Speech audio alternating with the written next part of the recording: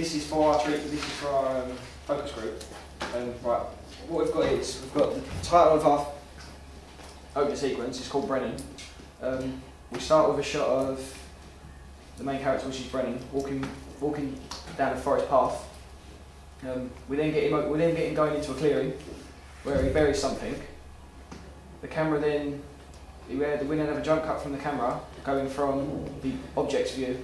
So it's an object point of view, which is what we're going to do is we're going to put the camera in a plastic bag and then sort of just throw dirt on it. So we can so it looks like we're actually burying something. And then we've got and then I think there's a shot of him in his own bathroom in his house, looking in the mirror.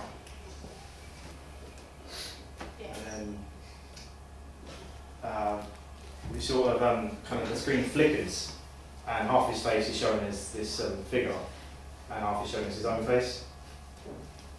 And then it jumps to him in his bedroom. He's reading on his laptop like online stories and like ghost stories. And it's supposed to be playing with his mind. So then he goes downstairs to make a drink, and then sort of while he's doing that, you can see off in the garden there's like a figure, but he doesn't see it. Just kind of flickers in and flickers out. And then when he goes back to a shot of the mirror, and then slowly kind of blurs in the mirror, and the figure and his own face kind of combined into one image. Yeah, that's it. Okay. Got any questions? No.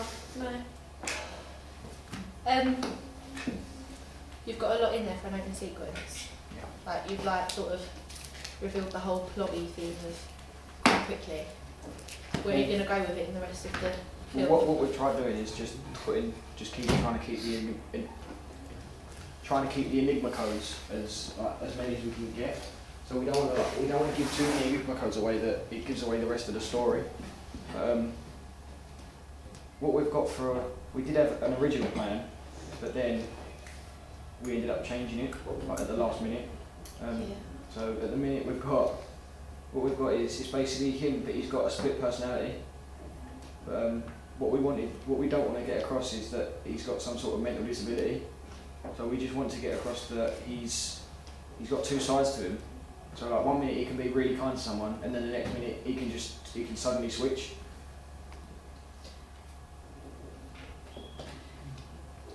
Do you think that maybe because you've got like all these figures and the mirror stuff that it's going to be too obvious in the beginning, you're not leaving a lot for the rest of the film? Maybe if you just have the one, it'll be less obvious, it'll be more subtle, and you're going to have to sit there and think more things. Well, when our original idea was to have, there was actually 3 characters in the first idea we had, but then we thought, no, this is too many, so we're going to cut it down. So we've sort of give Brennan an alter ego, which is the figure, which keeps appearing everywhere. Where does that go? Yeah, but the massive enigma code is we're hoping that the audience that will actually watch the opening sequence will figure out that the figure only shows when Brennan gets angry or agitated. Look at that, yeah. Yeah.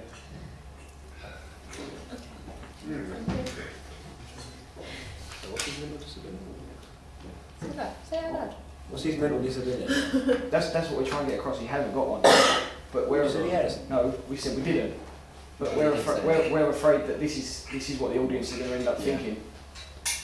I think that in the beginning, if you want to avoid him being mental and all this, you should cut down on the little weird, the little weird things you've got going on. I think you should maybe cut one of them out and make it less. What? Like you said, you had the alter ego appearing in the garden or whatever it is, and then the mirror and all of that. Maybe make it a little bit more. Stop it. So you've got like less of them, so then it just doesn't give away all the secrets straight off. Maybe that will give it more of a twist, and then if you say in your yeah, basically. Do you get what I mean? Sort of. Is there like a Slender Man sort of thing? Where the guys follow him? Well, that's what. There's another boy in our group who's not here. So, but this was initially his idea. So we've sort of tried adapting it to steer away from that sort of Slender Man idea by saying that he's got a different personality to him, rather than someone following him around. Because that's a bit weird. I think it sounds very good and it fits your genre well. That's right.